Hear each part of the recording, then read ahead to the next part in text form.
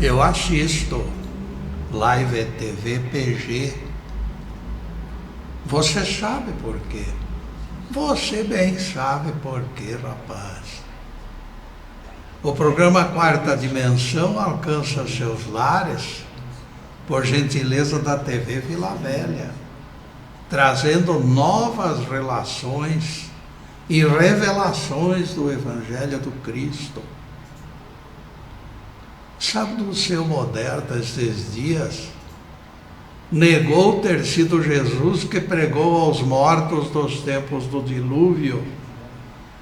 A clareza da carta de Pedro é tamanha, porém, que próprio simpatizante dele o contestou. A explicação do pregador foi tímida e pouco clara. O texto diz: pois também Cristo morreu, diz o texto de Pedro, morto sim na carne, mas vivo no espírito. Ele foi, vejam só, está escrito aqui, ele foi e pregou aos espíritos desobedientes dos tempos de Noé. 1 Pedro 3, versículos 18 e 19. Alguém sensato negaria que tenha sido Jesus quem pregou? Quando diz aqui, ele foi e pregou. Eu explico a resistência deste pregador. Para os saduceus, a vida está no corpo de carne, e ele está querendo disfarçar que o corpo de Jesus daquela sexta-feira ainda não ressuscitara. Ele está tentando colocar um esquecimento nessa parte do texto. Por isso eles contestam a clareza do apóstolo Pedro. O nosso tema de hoje será: acautelai-vos da vossa cautela.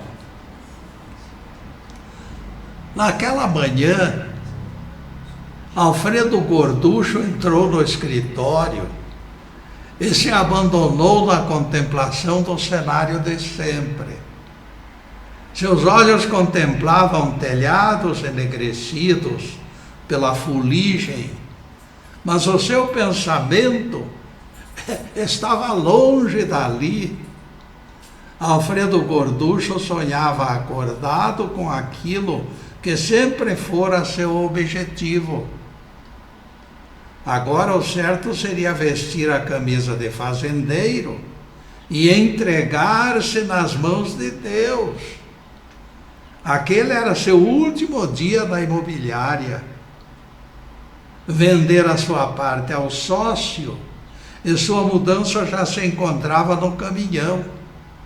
Todas as cautelas e vacilações daqueles anos todos haviam sido desprezadas. Fazenda situada a alguns quilômetros rio acima, fora a aspiração acalentada por Alfredo Gorducho. Reprimendas chegaram da parentela e dos amigos. Você é comerciante, não é agricultor, rapaz. Experiência inédita aos 58 anos se configura insanidade. A maioria das pessoas não aceita o que considera imprudência. Poucos concordam com arriscadas aventuras, especialmente parentes e amigos mais chegados. Os argumentos são igualmente desconcertantes. Segurança das famílias e deveres sociais não se antepõe aos caprichos volúveis da mente. Alfredo Gorducho sofreu pressões, mas persistiu nos seus propósitos. Seguiu naquele mesmo dia para o abençoado refúgio escolhido por ele. O abençoado refúgio. Anos depois, alguém lhe perguntou: Alfredo, Você nunca se arrependeu da aventura quixotesca que realizou? Você nunca tremeu diante da perspectiva de fracassar? Gorducho sorridente esclareceu: de algo eu me arrependo. Ter demorado tanto para realizar esta mudança de vida. Estou fazendo aquilo que gosto e me considero felizardo. Existe ditado bastante difundido: cautela e caldo de galinha não fazem mal a ninguém. Para todos os efeitos, cautela é coisa inventada para nos proteger. Enquanto permanece nessas 4 linhas, merece aplausos. Ela se torna problema, no entanto, quando escraviza em nome da prudência, sufocando a iniciativa das pessoas. A covardia dorme no leito desta realidade. Nesses casos, será preciso tomar decisões acauteladoras para arrefecer o ímpeto da própria cautela. Como conselheira, cautela é nota 10. Como tirana e ditadora, porém, sua nota é 0. Será lícito medir prós e contra. Carregar bússola e mapas, estudar terreno onde se pisa, tudo é válido para garantia de tarefa perfeita. Errado é virar marionetes excessivamente sujeita aos humores de terceiros, nem sempre bem intencionados. Elizabeth Birde nos conta que tinha vontade de se tornar escritora em tempo integral. Nas alturas dos 30 anos de idade, ela se conscientizou que nada havia feito que realmente gostasse.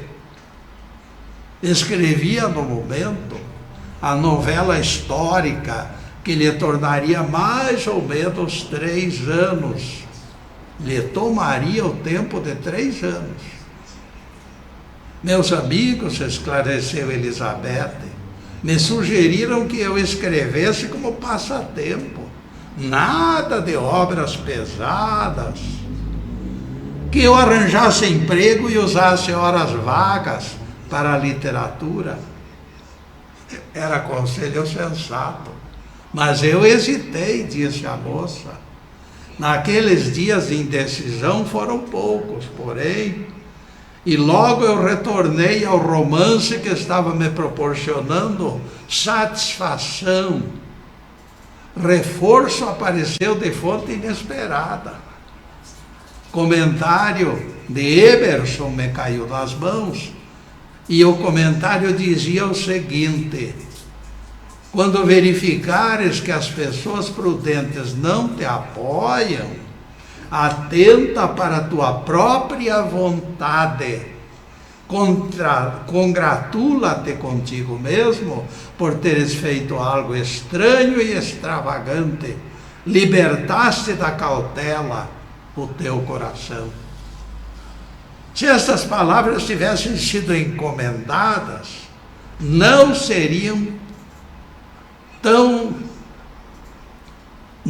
gerariam um efeito tão completo. Parece que Emerson queria me ajudar a decidir, disse Elizabeth. Ela descreveu sua experiência. A libertação da cautela significou apartamento modesto, roupas baratas e dieta pobre, composta de feijão e espaguete. Repetido. Esses percalços ocorreram no plano físico. No emocional, fui sustentada pela satisfação de não ter transigido. Seu propósito era ser escritora em tempo integral, e ela se tornou escritora em tempo integral, independente das dificuldades. Autoestima nas alturas, a despeito dos embargos. Ela olhava o futuro com absoluta confiança e achava que qualquer retrocesso representaria falta de fé.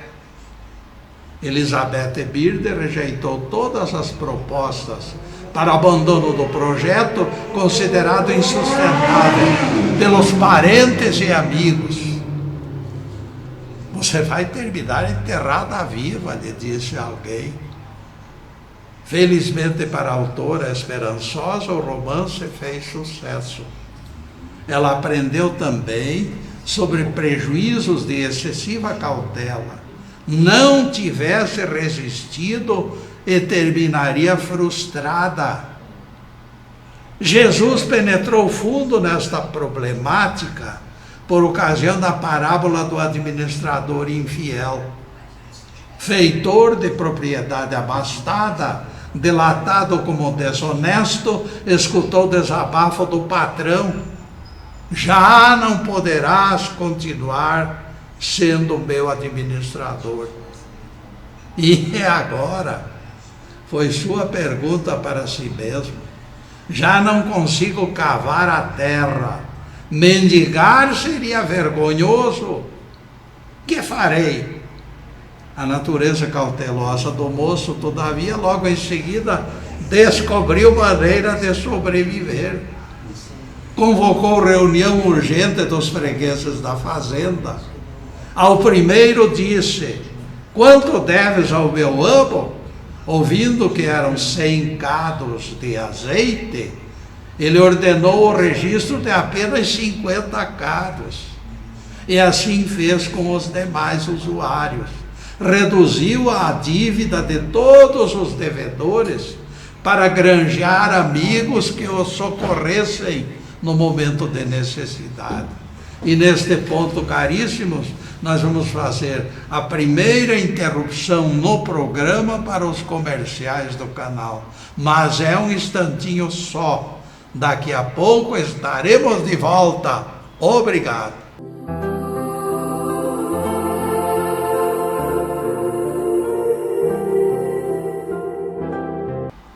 Já estamos no segundo bloco do programa Quarta Dimensão. Por gentileza de bons amigos, o nosso site está na telinha e convidamos vocês para acessá-lo. Para a edificação, oferecemos 240 palestras no YouTube. Assistam e propaguem, por favor, para amigos e vizinhos. Percebam que se trata de serviço voluntário, com o único interesse de espalhar mensagem do Cristo. Dai de graça o que de graça recebeis. Só reivindicamos apoio moral. Nosso trabalho é inteiramente grátis. A gravação do Quarta Dimensão é feita nos estúdios Fernando Martins e tem sido transmitida ao vivo pelo Facebook Live TV Ponta Grossa. Com pequena variação para mais ou para menos, a gravação inicia ao vivo perto das 10 horas das manhãs de quartas-feiras. Hoje, excepcionalmente, na terça. Agradecemos ao Fernando e ao Zube pela colaboração inestimável. E voltaremos ao tema: acautelai-vos da vossa cautela. Dentro de figurinos inexplicáveis, a Bíblia, de repente, nos entrega granada pronta para explodir. Tiraram até o grampinho lá. A granada simbólica é o texto que se encontra em Lucas 16, verso 8. O Senhor elogiou o feitor iníquo, por ter procedido como homem cauteloso. Os filhos deste século são mais sábios na sua geração do que os filhos da luz. Lucas 16, verso 8. Considerar sábio o enganador do patrão, meus amigos, isto aí é inaceitável.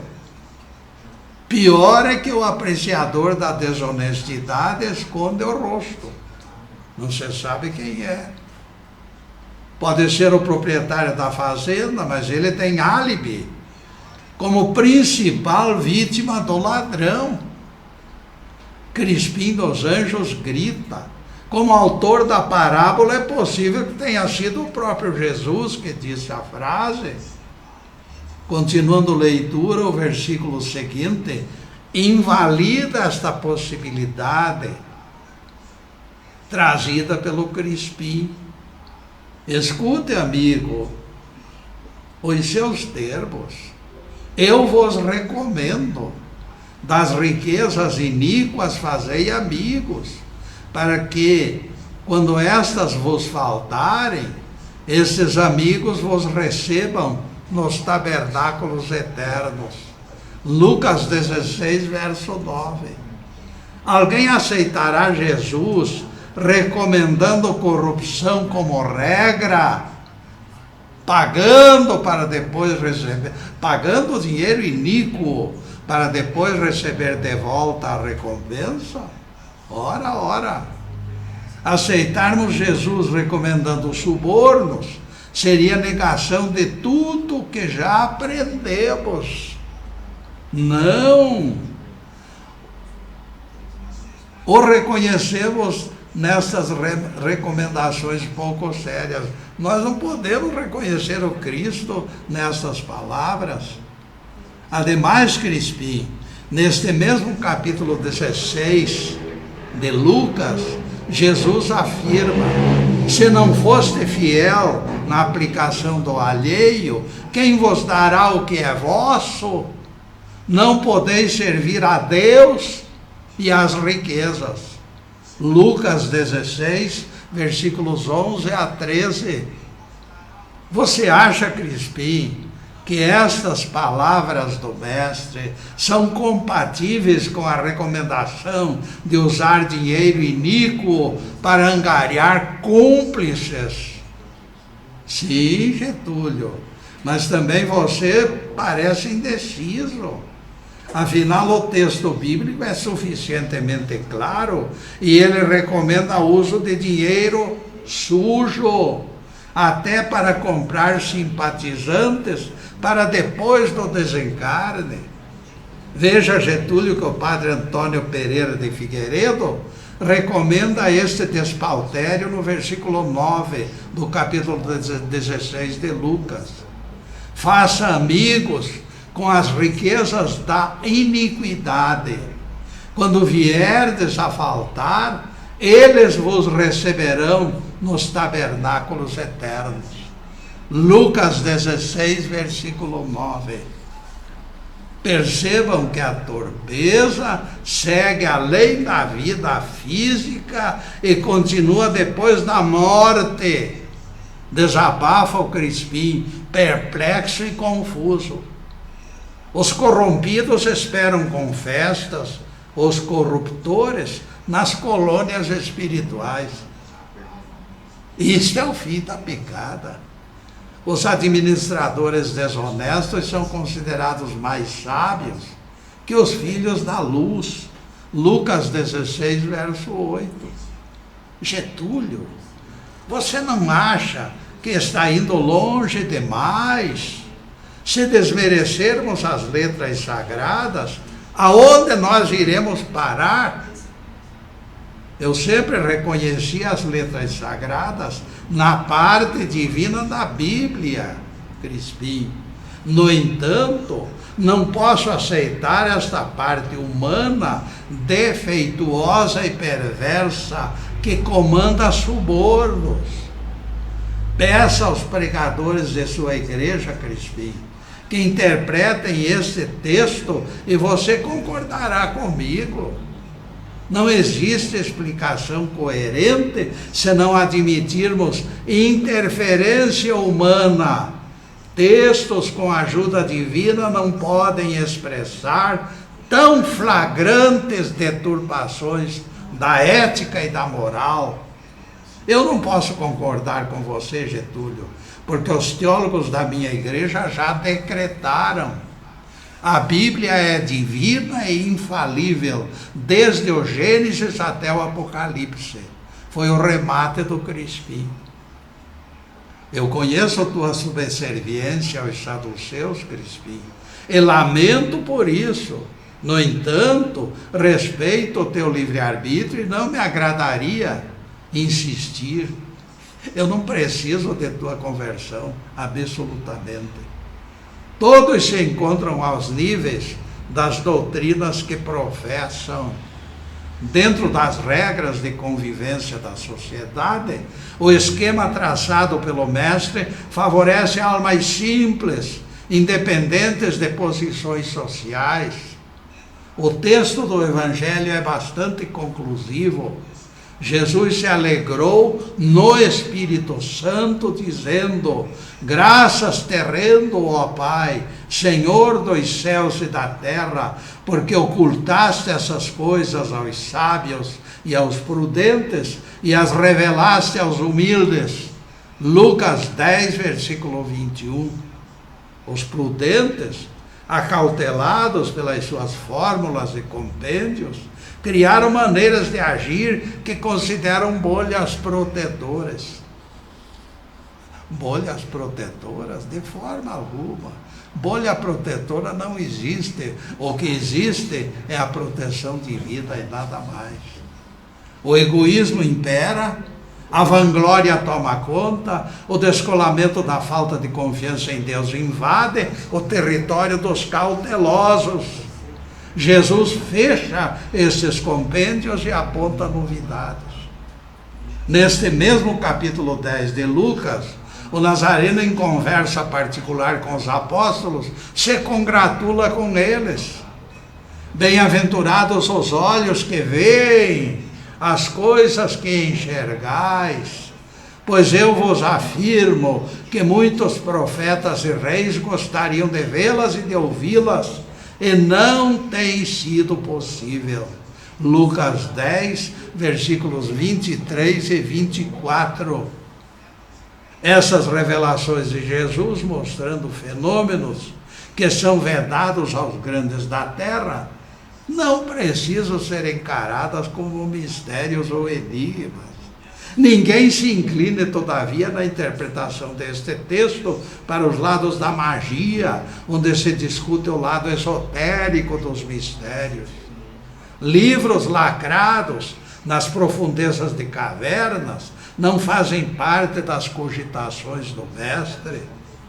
Esse não é o estilo do nosso rabi. Esse lado singelo do cristianismo é construído de reações puramente humanas, sentimentalmente humanas, aureoladas de boas intenções. Vejam que o texto revela que Jesus exultou no Espírito Santo e seu desabafo repercutiu nas alturas. O Espírito Santo foi chave do desabafo. Não fosse a força estranha disponível para os humildes, e não seria lícito questionar a excessiva cautela. Não estaríamos sendo sensatos. Confiança não pode ser ferramenta sem fio, ferramenta estragada. Confiar exige algo que garanta a proteção. E nesta proteção, meus caros, nós vamos fazer mais uma pequena interrupção no programa para os comerciais do canal, mas é um instantinho só. Daqui a pouco estaremos de volta. Obrigado.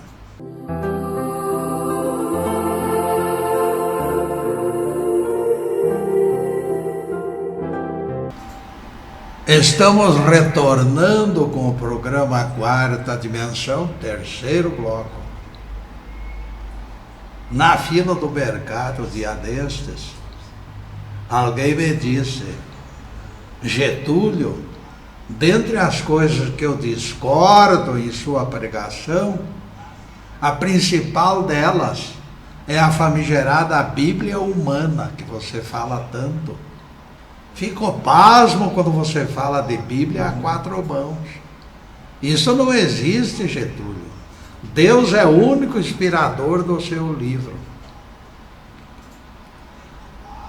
Eu conhecia as suas origens religiosas, então lhe perguntei: como os teólogos da sua igreja interpretam a parábola do rico e do Lázaro? Não muito à vontade, ele respondeu: se os mortos dormem nos túmulos, Abraão, Lázaro e o rico não poderiam se exibir, como diz o texto. Eles estariam dormindo lá. Exatamente, meu amigo. Provoquei este assunto exatamente por isso. Não muito à vontade, meus amigos, ele ficou, porque isso aí é contrário à sua própria pregação dos seus teólogos. Concluímos que a teologia deles coloca Jesus como escritor de ficção, escritor de imaginação. Tudo foi imaginado por Jesus por brincadeira. Então transformaram Jesus numa pessoa humana escrevendo coisas triviais. Esta versão dos teólogos, amigo crítico, reduz o Nazareno a improvisador de fantasias. Assunto sério vira alegoria. Verdades e mentiras se misturam. O Espírito do Cristo, com milhões de anos de vida, com certeza conhecia fatos reais para preencher toda a Bíblia com algo sério. Jesus não era de brincadeira, amigo. Toda a parte inexplicável dentro da Bíblia, e existem muitas partes inexplicáveis, eu transfiro para o ser humano, partícipe da construção da Bíblia, partícipe da escritura que nós todos utilizamos. Depois deste pinguinho de doutrina, meus caros, nós voltaremos ao tema: acautelai-vos da vossa cautela. Dispondo do Espírito Santo por perto, podemos confiar sem restrições, sem perigo de logros, estaremos vivendo com segurança. Argemiro das Neves, aluno de universidade em férias, foi visitar o pai em sua fazenda em Goiás. Na noite seguinte foi ao cinema e voltou tarde. Quando procurou a chave da casa para chegar ao quarto, percebeu que não estava no bolso. E daí? E agora? Acordar o pai naquele horário seria muita sacanagem. Dali a pouco apareceu Guilherme, o capataz da fazenda, e percebeu o drama. Guilherme voltou com um grampo de cabelo. Alguns segundos depois, e o trinco foi movido pelo grampo e a porta se abriu. Argemiro, perplexo, interrogou o capataz: como você faz isto, Guilherme? Se eu não conseguisse abrir esta porta sem uso de chave, seu pai ficaria desapontado comigo. Eu fui arrombador de portas, meu caro. Serralheiro, Guilherme? Perguntou o moço. Não fui serralheiro, não. Fui durante muitos anos arrombador de casas, esclareceu Guilherme. Quando saí da prisão, a última vez, seu pai me ofereceu emprego lá na porta do presídio. Argemiro ficou estupefato e preocupado. No outro dia de manhã chamou a atenção do pai. Meu filho, disse o velho, não se iluda com fatos e aparências. As pessoas se esforçam para melhorar quando alguém confia nelas. Guilherme tem consciência do crédito que depositei na sua regeneração. Ele jamais me decepcionará, tenho certeza. A ausência de cautela entre fazendeiro e capataz produziu frutos. Anos depois, Guilherme instalou loja de ferragens e recrutava funcionários na penitenciária após o cumprimento da pena. O Espírito Santo, sendo Deus em nós, é a fonte de inspiração que nos permite avaliar nossas escolhas. Exatamente esta força estranha é aquela que preferencialmente se derrama sobre pequeninos e humildes, que Jesus contou em nossa própria palestra. Foi este fenômeno maravilhoso que justificou o desabafo de Jesus, exaltando a prodigalidade do Pai das alturas. Os grandes da terra, baseados em estatísticas e nos seus gráficos complicados, vivem perdidos nos seus teoremas financeiros. A economia global do século XXI virou pandemônio. Todos reclamam e a gritaria sufoca os dirigentes. Os canais intuitivos estão obstruídos. Esta é a causa de tudo.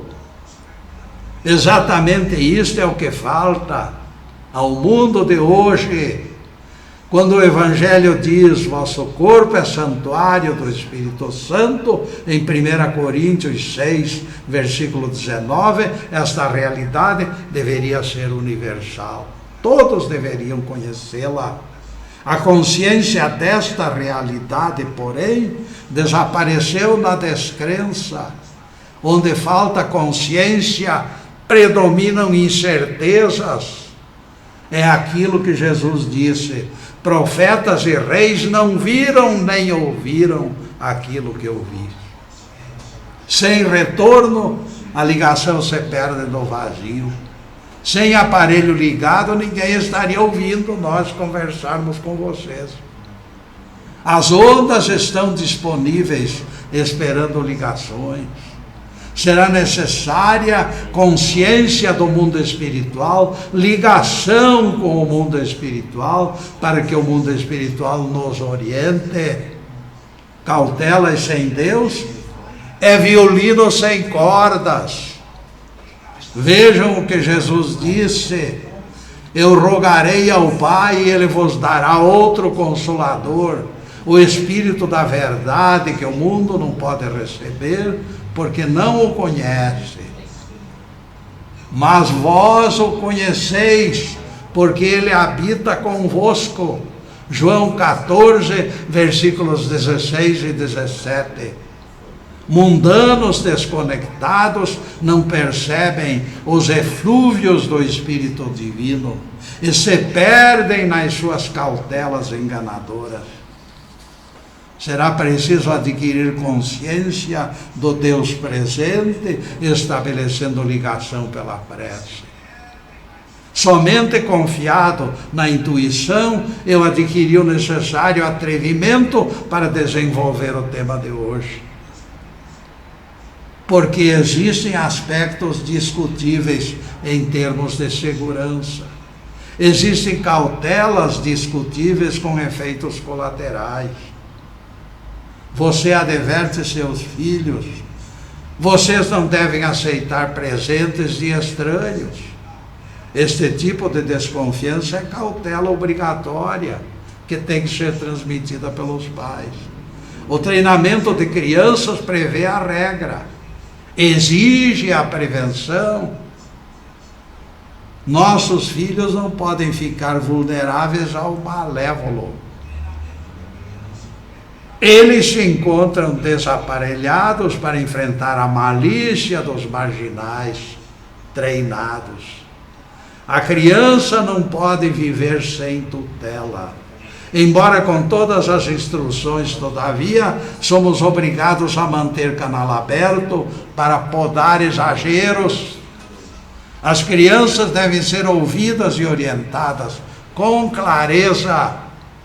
O diálogo evitará exageros também da parte dos pais, para que o excesso de cautela não sufoque a sensibilidade das crianças.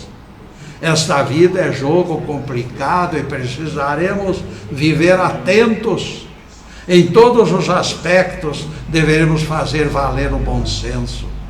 Exemplo pertinente aconteceu com o casal Elisa e Pedro Mascarenhas, no aniversário do 6º ano do filho Jonas. A pessoa que mais quero na minha festa é o Eliseu, disse Jonas. O Eliseu, imagine só, bomba atômica não causaria tamanho mal-estar. Eliseu trabalhava no ferro velho do Nivaldo e vestia trajes modestos. Eliseu não tem nível social adequado para comparecer diante dos nossos convidados, disse Elisa. A oposição ao convite a fazer ao Eliseu foi unânime. Ninguém queria aquele gringo de barba ruiva na festa. Sem convite para o amigo Eliseu, eu não aceito festa, disse Jonas. E nesta oposição do próprio aniversariante, nós faremos mais uma pequena interrupção no programa para os comerciais do canal, mas é um instantinho só. Daqui a pouco estaremos de volta. Obrigado.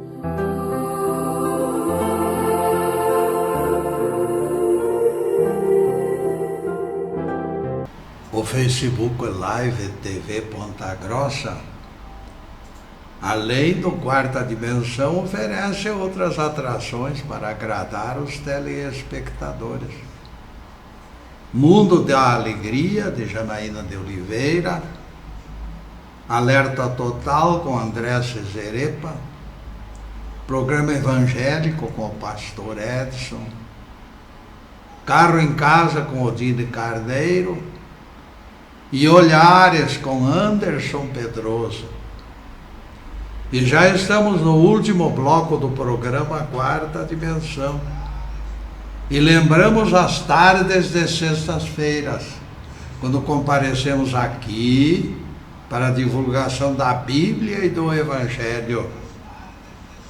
Na próxima sexta-feira, 15h30, estaremos na TV Vila Velha, com outro assunto de incentivo ao progresso espiritual. Em seguida, os últimos questionamentos sobre o tema de hoje. Acautelai-vos da vossa cautela. Jonas bateu os pés com enérgica determinação. Elisa estava disposta a convencer o filho a mudar de ideia, mas o marido interveio e a oposição enfraqueceu. Pedro Mascarenhas disse: pode convidar o Eliseu, filho, pode convidar. A festa é sua e os convidados são seus. Elisa teve vontade de argumentar sobre o que diriam os vizinhos.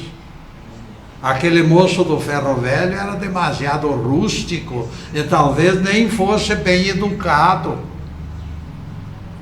Elisa sentiu, porém, que seria inútil insistir.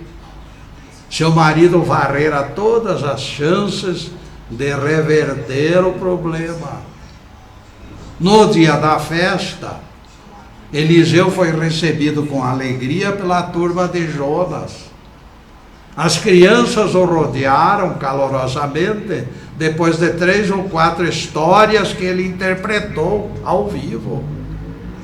Seu traje era modesto, mas limpo e discreto, e ele apareceu com barba feita e os sapatos lustrosos. Proezas de aventureiros lendários contadas por Eliseu encantaram crianças e adultos. Seus truques de mágica pareciam coisas de profissionais. Suscitaram perguntas. Como você faz desaparecer o ovo, Eliseu? E assim por diante. Eliseu agradou, contrariando as expectativas, especialmente da mãe de Jonas, cuja cautela quase privou o seu filho de grande alegria. Saibam todos vocês que dali para diante, em todas as festas de crianças, lá se encontrava Eliseu contando suas histórias. Ninguém esqueça a verdade fundamental. Cautela sem medida, além de sufocar espírito de iniciativa, prejudica a avaliação das pessoas. Ninguém traz relação de qualidades e defeitos na testa. Errar ou acertar pertence ao futuro. As pessoas são imprevisíveis porque o livre-arbítrio permite escolhas. Certa ocasião, Jesus disse aos apóstolos: acaso eu não vos escolhi em número de 12? Contudo, um dentre vós é o diabo. João 6, versículo 70, está lá. O mestre apostara em Judas e Judas não correspondera. Isto não significa que a eleição de Judas não fora legítima.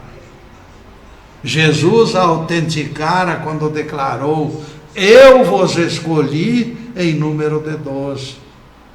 São palavras claras. Cada assessor era com certeza qualificado, pois o convite veio de Jesus e ele incluiu Judas. Alhures em debate que realizei em Londrina, sustentei a tese de que Judas não era a pedra da vez. Deixei bastante claro que não pesava sobre Judas maldição alguma que o tornasse vilão. Profeticamente o traidor se encontrava entre os 12. Entre os 12. Não significa que fosse Judas, este um. Até quando Jesus disse: eu vos escolhi, o colégio apostólico se manteve coeso. Todos formavam um grupo homogêneo, portador de virtudes e defeitos. Num debate em Londrina, este debate que eu falei há pouco, alguém me disse: Getúlio, você esqueceu que a traição de Judas foi profetizada. O que foi escrito não pode ser modificado. Antes de pensar na traição, Judas já se tornara réu pela predição. Eu respondi: escrito estava realmente no que concerne à traição. Haveria traição, mas o traidor naquela altura ainda não fora identificado. Ele estava como sombra entre os 12 seguidores do mestre. Até meu amigo íntimo da minha confiança, que comia do meu pão, levantou contra mim o seu calcanhar. Salmo 40, verso 9. Dentre os 12, todos eram amigos íntimos. Mesmo pressentindo a traição, Jesus seguiu despreocupado. No conjunto de expectativas que rodeavam o crescimento da influência messiânica, as ambições políticas corriam soltas. Todos ambicionavam o cargo de primeiro-ministro no futuro governo de Jesus. Presença de traidor era de tal forma previsível como incêndio de vela esquecida em paiol de feno. Sobrava combustível na ambiciosa expectativa de todos. Judas se antecipou porque era mais afoito que os outros. Ele apostou que o Nazareno, colocado num beco sem saída, optaria pela guerra e ninguém seria capaz de vencê-lo, na opinião de Judas. A expulsão dos mercadores do templo aumentou a certeza do apóstolo. Embora com soldados e armas, os sacerdotes não reagiram. A fraqueza do sinédrio tornara-se flagrante. A omissão deles fez crescer a certeza de Judas de que estava no caminho certo. Haveria guerra e Jesus venceria esta guerra. O poder do Nazareno, tantas vezes demonstrado, alimentava os sonhos desvairados do apóstolo. Jesus respeitou seu direito de escolha e nada fez para abortar o seu plano. Vejam que o Nazareno, ao invés de censurá-lo, disse: amigo, para que vieste? Mateus 26, versículo 50. Já identificado como traidor, Judas foi chamado amigo por Jesus. Isto define o espírito da doutrina cristã. Todos são livres para fazer apostas no bem ou no mal. Ninguém deve ser julgado a priori. Todos colherão o fruto das próprias sementeiras, porém, Judas estava entre os 12. Jesus o premiara com todas as lições que ouvira do Pai. O mestre apostara nele todas as fichas, e mesmo depois da traição, censura alguma escapou dos seus lábios. Que aprendamos a lição do mestre no rumo do Calvário, meus amigos, sufocando agressões, repetindo suas incríveis palavras: amigo, para que viestes? Será esta a única maneira de liberarmos perdão e de sermos perdoados com a graça de Deus. Louvado seja Deus. Que o Senhor nos abençoe e nos guarde. Que o Senhor faça resplandecer o seu rosto sobre nós e tenha misericórdia de nós. Que o Senhor sobre nós levante o seu rosto e nos dê a paz. Louvado seja o nosso querido Deus Pai. Louvado seja o santo nome de Jesus, o nosso Cristo. Obrigado, Deus. Obrigado, Jesus.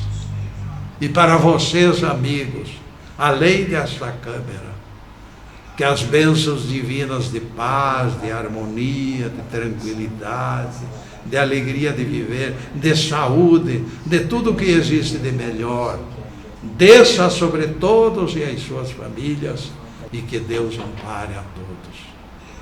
Muito obrigado, meus amigos, e boa noite.